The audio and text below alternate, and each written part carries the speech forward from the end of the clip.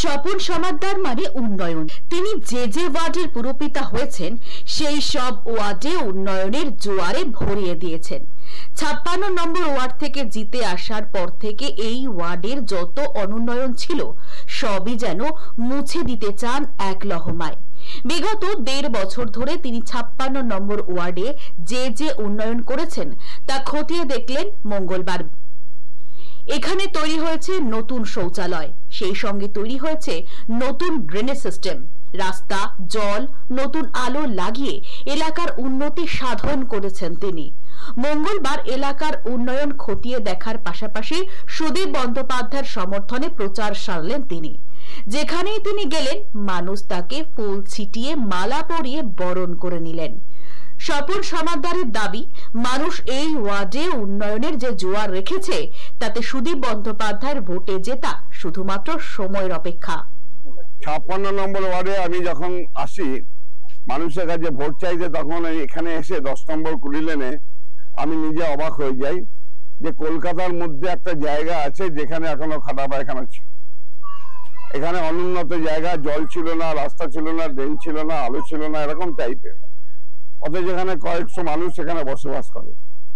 বিগত 1.5-2 বছর ধরে এই কাজগুলো টুকটুক করে করা হয়েছে। আজকে আমি এখানে এসেছি আমার ভোট প্রচারে এবং পরিদর্শনে। এখানে এসে এখানকার মানুষদের আদর আপ্যায়নে আমি আপ্লুত। তারা এত খুশি হয়েছে, আমি খুব খুশি যে তারা আরো ভালো থাকুক, আরো সুখে থাকুক। 56 নম্বর ওয়ার্ডে প্রত্যেকটি মানুষ যেন ভালো থাকে, সেই লক্ষ্য রেখে আমরা এগোতে চাই।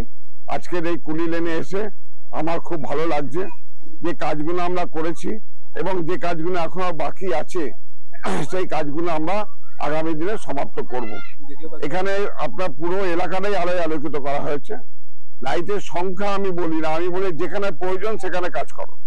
তা প্রায় 70-75টা লাইট লাগানো হয়েছে। এখানে 36টার মতো পায়খানা তৈরি করা হয়েছে, নতুন করে অত্যাধুনিক পায়খানা যাকে বলা যায়, এবং ড্রেনেজ ব্যবস্থা করা হয়েছে, পানীয় জলের ব্যবস্থা করা হয়েছে, রাস্তা তৈরি হয়েছে। এগুলো করার পরেও অনেক কাজ বাকি আছে, সেই কাজগুলো আমাকে করতে হবে। আর কর্পোরেশনের কাজ হলো এন্ডলেস আর থ্যাঙ্কলেস জব। আমি যতই কাজ করি কাজ শেষ হবে না।